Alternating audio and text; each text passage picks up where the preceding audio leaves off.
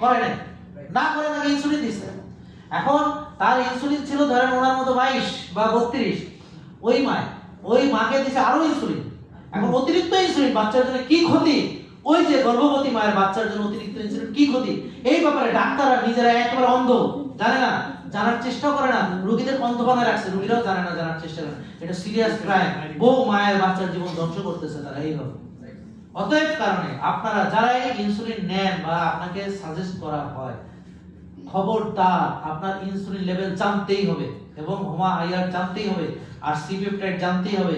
শুধুমাত্র যাদের ইনসুলিনের অভাব, যাদের সি-পেপটাইড কম, যাদের ইনসুলিন কম, তারা ছাড়া কেউ ইনসুলিন নেবে না। খবরদার এই ভুল করা যাবে না। এটা আমরা কোনোভাবে মেনে নিতে পারবো না। দেখেন অবস্থা, ওই মা সে সারাদিন চিনি খাচ্ছে, চিনি কিন্তু ইনসুলিন স্পাইক করে,